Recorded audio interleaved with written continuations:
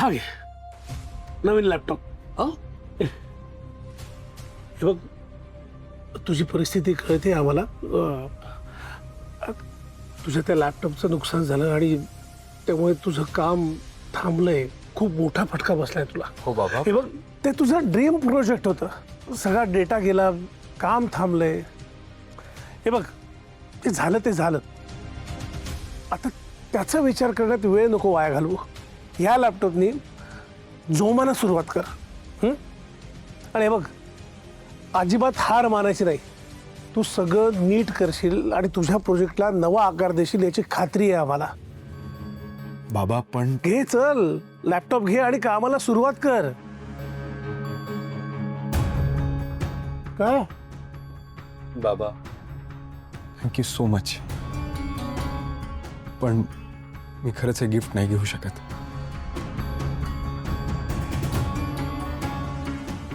आणि राहिला प्रश्न, मी तो डेटा रिकवर करण्याचा प्रयत्न करतोय. त्यामुळे तुम्ही आदित्य मी तुझं काही एक ऐकणार नाहीये. हा लॅपटॉप तुला घ्यायलाच हवाय. बाबा काय करताय तुम्ही? तो नको म्हणतो लॅपटॉप तर राहू द्या ना. उगाच कशाला फोर्स करताय? तो करेल त्याचं काहीतरी मॅनेज. प्रीतम होय काय बोलताय तुम्ही? त्याचा तो करेल मॅनेज म्हणजे? हो त्यांचा लॅपटॉप फुटलाय, त्यात त्यांचं काहीतरी महत्त्वाचं काम सुरू होतं म्हणून ते त्यांना लॅपटॉप देत आहेत ना. तुम्हाला काय प्रॉब्लेम? हो पण त्याचा लॅपटॉप फुटला त्याच्याशी आपला काय संबंध ना?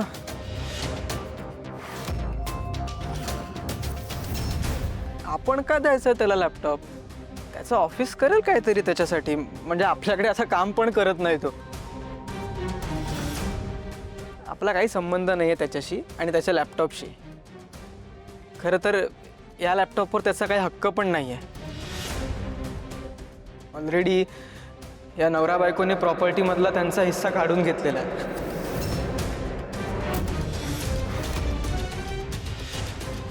त्यामुळे त्यांना आता फेवर करायची काही गरज नाही आहे. उगाच आपण त्यांना हे लॅपटॉप वगैरे देऊन फेवर करणं बंद करूया. हां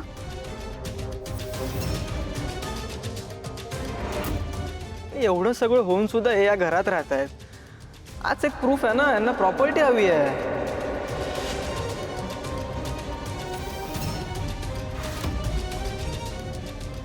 आणि म्हणजे जर तरी पण यांना या घरात राहायचं असेल तर पारू जसं या घरात राहून नोकराची कामं करते तसंच दादानी पण नोकराची कामं करावी. प्रीतम प्रीतम बस. ऐकून घेते म्हणून वाटेल ते बोलशील? तू कोणाबद्दल बोलतोयस हे लक्षात येतंय तुझ्या? तू तुझ्या मोठ्या भावाबद्दल बोलतोयस. आणि मुळात तुला एवढा बोलण्याचा अधिकार दिला कोणी? एक लक्षात ठेव, हे घर माझं आहे. या घरात कोण राहणार कोण नाही राहणार हे फक्त आणि फक्त मी ठरवते. कळलं? त्यात मला कुणाचेही सल्ले नकोयत.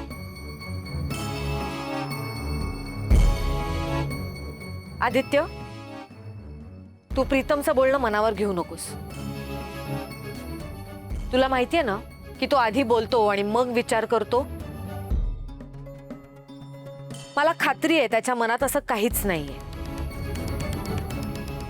त्यामुळे विसरून जातो काय बोललाय ते.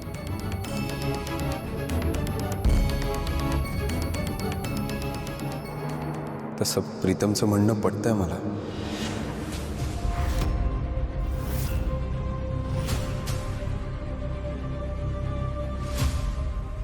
म्हणजे असं काही खोटं बोलत नाहीये तो. म्हणजे पारू नाही बाबा, पारू या घरात काम करतेच ना. मला पण या घरात जर राहायचं असेल तर मी घरातली कामं केली पाहिजे ना. मला काही चुकीचं वाटत नाही येतात. मला पटतंय प्रीतमचं म्हणणं. आणि प्रीतम तसं खरंच काहीतरी गैरसमज होते. मी आणि पारूने कुठलाही हिस्सा काढून घेतला नाहीये. का करू आम्ही असं? मला हे कधीच आवडणार नाही. आपण सगळे एकत्र कुटुंबात राहतो, असं काही करणार नाही रे. हे बघ, आईची प्रॉपर्टी जशी आहे तशीच आहे, काहीही झालेलं नाहीये त्याला. अरे पण तू हे पेपर्स घेऊन गेलास ना प्रॉपर्टीचे. तू म्हणतोस ना की तुला नको आहे प्रॉपर्टी, मग दे ना ते कागदपत्र. का ठेवलेस पेपर्स तुझ्याकडे? दे आणून आईला. कुठले कागदपत्र? आहेत दादा. अरे तुझी बायको स्वतः येऊन इथून ते कागदपत्र घेऊन गेली आहे. विचार जाऊन एकदा तिला. आणि हे बघ, तुला जर मोह नाहीये ना त्या प्रॉपर्टीचा, मग दे ना ते पेपर जाणून इथे. काय प्रॉब्लेम आहे तुला? हे बघ, तू ना उगाच आदर्श मुलगा वगैरे बनायचा प्रयत्न करू नकोस हं. मला माहिती आहे तुझ्या डोक्यात काय सुरू आहे ते.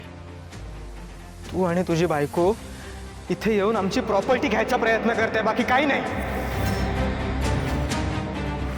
हे नवरा बायको प्रॉपर्टीसाठी करताय सगळं.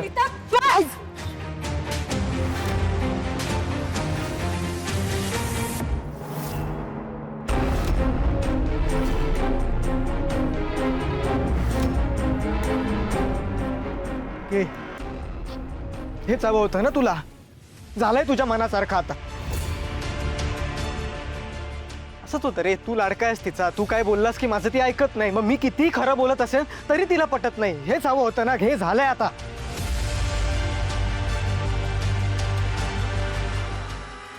बस प्लीज प्लीज प्लीज नका वाद घालू. फरक पडत नाही मी या घरात नोकर म्हणून राहतोय की मालक म्हणून राहतोय. प्लीज. आणि प्रीतम म्हणतोय तसं मी या घरात नोकर म्हणून काम केलेलं पाहिजे. तुला मी काम करेन. मला माझ्याच घरात काम करायला कुठलाही कमीपणा वाटत नाही. करेन मी घरातली सगळी कामं करेन. प्लीज वाद घालू नका.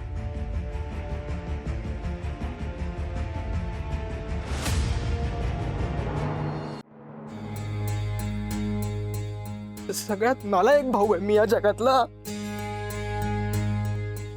अरे माझ्या देवासमान भावाला मी किती खालच्या पातळीवर जाऊन बोललोय. नालायक नालायक नालायक नालायक नालायक. प्रीतम, कसं करू? प्रीतम, काय काय झालंय हे? का असे वागलात तुम्ही बाहेर? काय काय बोलताय तुम्ही? हा, तुमच्याकडून अशी वागण्याची अपेक्षा नव्हती.